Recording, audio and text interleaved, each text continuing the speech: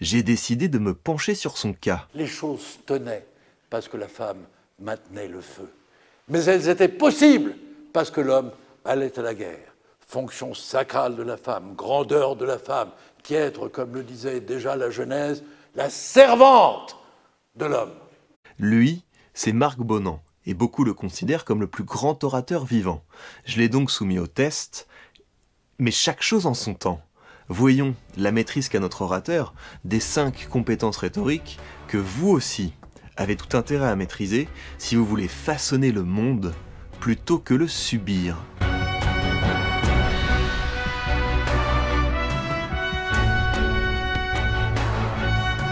En rhétorique, tout commence par un travail d'invention. Prendre la parole en public, c'est avoir l'honneur que des gens nous accordent leur temps et leur attention. Être à la hauteur de cette situation suppose que vous veniez équipé de bonnes idées. Et qu'est-ce qu'une bonne idée? C'est une idée qui déclenche de la pensée. Parce que voyez-vous, la parole de tous que nous préconisons et que nous soutenons, aussi parce que nous sommes, ne serait-ce que par défaut, démocrates, laisse ouverte la question. La parole de tous, c'est la parole insignifiante de chacun. Pour ce faire, vous devez dire à votre public des choses qui questionnent les croyances communes. Et là-dessus, Marc Bonan fait le travail. Les paroles ne se valent pas, parce que les êtres ne se valent pas, parce que nos intelligences sont inégales. Quand on écoute ces discours, on se sent interpellé, défié, mis dans l'inconfort intellectuel, on pense. Et cela suppose une belle qualité, le courage. Le courage de dire au public ce qu'il n'a pas envie d'entendre. Ceci dit, si on réfléchit un instant au fond de son discours... Si vous renoncez à hiérarchiser les êtres, alors vous ne comprendrez pas quelle est l'utilité de la parole. On se rend compte que ce n'est pas très sympathique. On va y revenir. La disposition, c'est le travail, visant à penser stratégiquement les différentes parties de vos discours pour en maximiser l'efficacité. Le cœur de cette compétence, c'est la capacité à capter et à maintenir l'attention du public. Alors que je venais vers vous, vue ardente un peu dans votre belle campagne fribourgeoise, je crois que je me suis égaré et j'étais près d'un manège. Vous voyez l'idée, la narration capte l'attention, on se demande « Tiens, mais pourquoi est-ce qu'il nous parle d'un manège ?» Le public est dompté, pendu à ses lèvres, il peut maintenant amener le sujet. Regardant ce manège, j'ai trouvé le point de départ de mon exorde. Il y avait des hongres dans des boxes, et un peu plus loin, il y avait des étalons qui cavalcadaient en liberté. Sa conférence porte sur le métier d'avocat. Il va en saisir l'essence en opposant l'avocat au juriste. Oui, et pour que vous ayez bien son point, un hongre, c'est un cheval castré. L'avocature, c'est ça. Il y a les juristes et il y a les avocats. Les juristes sont les hongres. Et grâce à cette comparaison de départ, il va pouvoir maintenir l'attention de son public parce que à chaque moment, on se demande mais est-ce qu'il va oser dire que la principale différence entre l'avocat et le juriste, c'est la taille de leur paire de... Voyez-vous, la différence entre l'étalon et le hongre, s'agissant des lectures, c'est que le juriste fréquente la jurisprudence du tribunal fédéral, l'avocat, lui, uniquement la littérature. Ensuite, vous êtes sur des rails, il vous suffit de revenir régulièrement à votre idée de départ. Mademoiselle, d'un juriste ou d'un avocat, vers qui va votre cœur? Et une fois que vous avez bien fait cheminer votre public, que vous l'avez instruit, surpris, instruit, surpris, instruit, surpris, vous allez le préparer pour la conclusion, qui est un appel à l'action. Voici par exemple comment il conclut un discours qu'il a donné à des candidats d'un concours d'éloquence. Ayez cette audace singulière en disant « Je porte en moi 1000 mondes.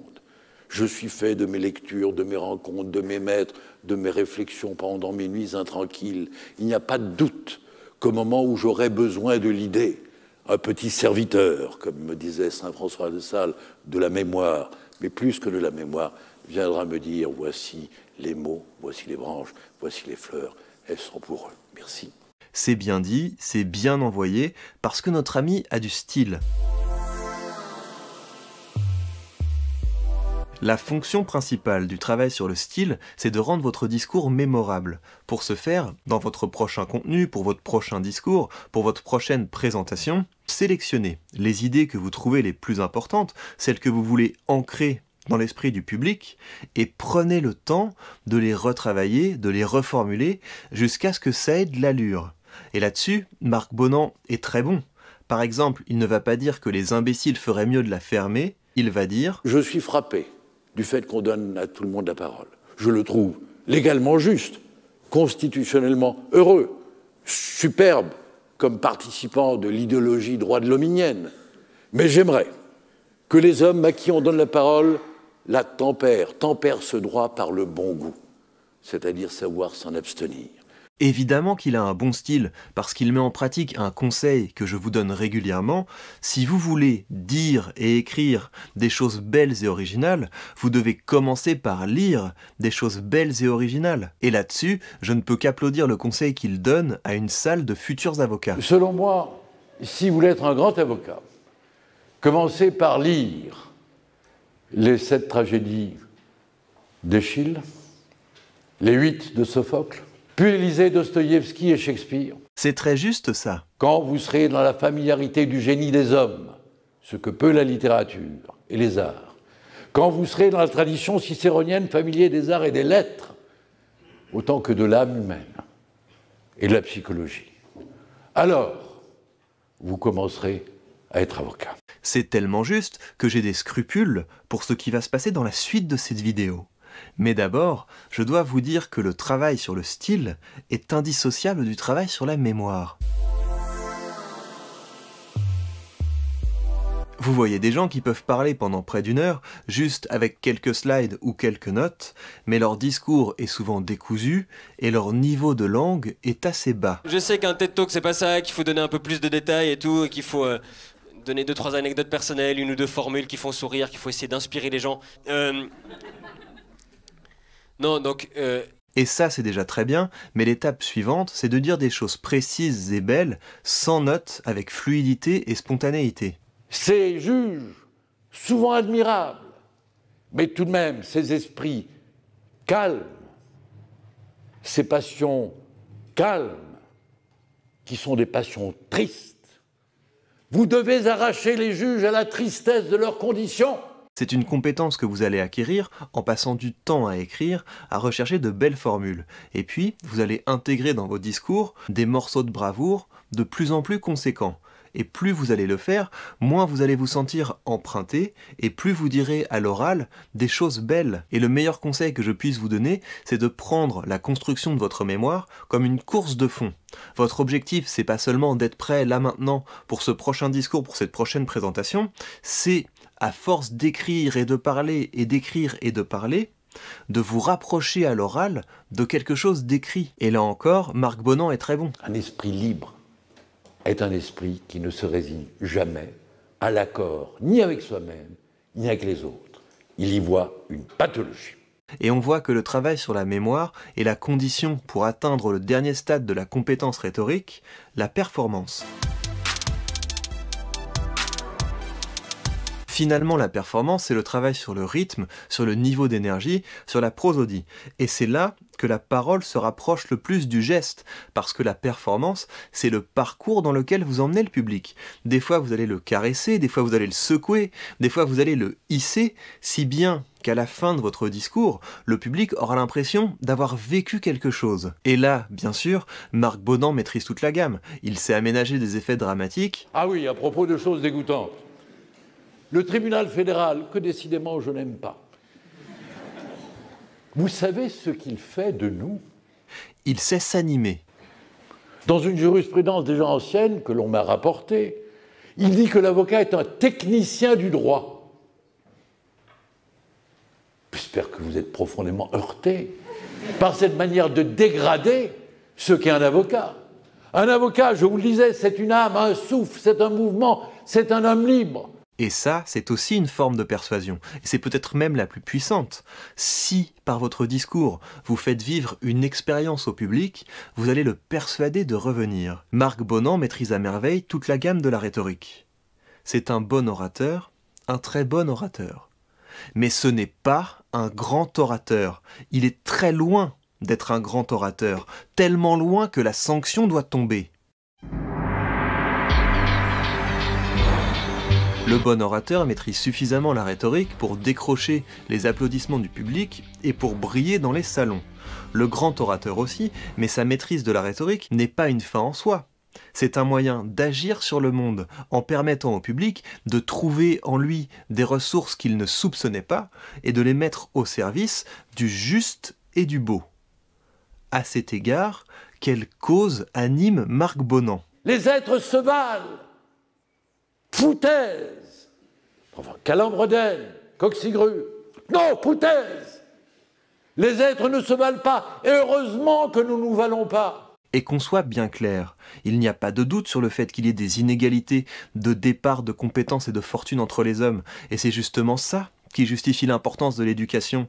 Mais quand Marc Bonan nous fait un couplet sur les différences entre les hommes, ce n'est pas pour déboucher sur un plaidoyer humaniste, ce n'est pas pour justifier l'importance de la diffusion du savoir pour réduire les écarts.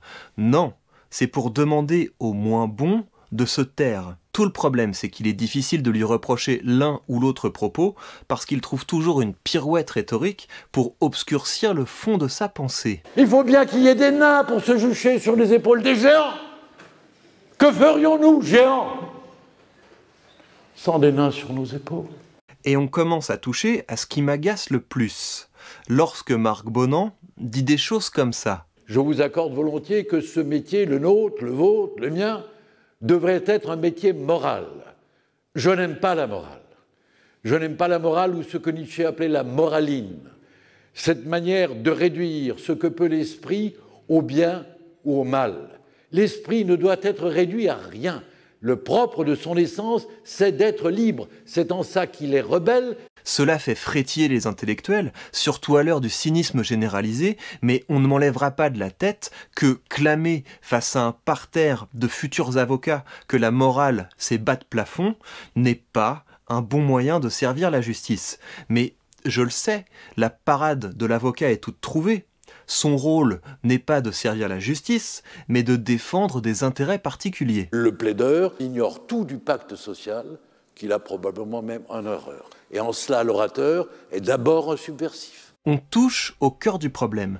Comme notre homme n'a pas su, n'a pas pu ou n'a pas voulu donner à son métier ce supplément d'âme qui lui permettrait de faire œuvre objectivement bonne, il s'est convaincu que la vérité et la morale, c'était finalement des trucs de plouc. Et par ses prises de parole, il cherche à recruter des complices pour diluer sa faute. En cela, Marc Bonan n'est pas un grand orateur. Il s'inscrit dans la tradition de l'éloquence, une rhétorique dépolitisée qui cherche à masquer les problèmes du monde parce qu'on a renoncé à les régler. Toutes ces choses admirables qui font la vie, laquelle vie est toujours une négation de la pensée. Parce que la pensée est aussi vaste que l'imaginaire, la vie n'est jamais aussi étriquée que le réel. D'ailleurs, petite anecdote, quand Marc Bonan a reçu la Légion d'honneur, ce fut de la main de Marc Fumaroli. Et je ne suis pas étonné que les deux loustiques s'entendent, car Marc Fumaroli fait partie de ces universitaires tellement empêtrés dans l'intellectualisme qu'ils ont contribué à faire de la rhétorique une discipline hors sol. Dis donc, Marc Fumaroli, toi qui as passé ta vie à travailler sur la rhétorique, tu veux bien la définir? On peut chercher la vraie définition de la rhétorique. Elle échappe à la définition. C'est un ensemble réflexif aussi flou, mouvant et fécond que son objet la persuasion. Mais elle s'attache d'autant plus à la précision et aux définitions qu'elle a justement affaire à proter lui-même la parole insatiable de métamorphose, voyez ? Oui, mais... Ce principe d'incertitude attaché à l'oratio elle-même et du principe d'intelligibilité rigoureuse qui guide l'orationis ratio de la rhétorique a déconcerté l'esprit moderne géométrie, cette chimère qui conjugue dans un même organisme. Non, la rhétorique est un ensemble de techniques pour permettre aux citoyens de porter les causes et les projets qui leur tiennent à cœur. Pour y exceller, il faut avoir le sens du collectif, tout le contraire de ça. Le plaideur est d'abord un individualiste. Et surtout, il ne faut pas vous laisser happer par ce vilain petit refrain selon lequel chacun devrait rester à sa place. Heureusement qu'il y en a qui sont nichés au plus haut et qui a les gueux. Ne vous laissez jamais intimider, vous pouvez progresser.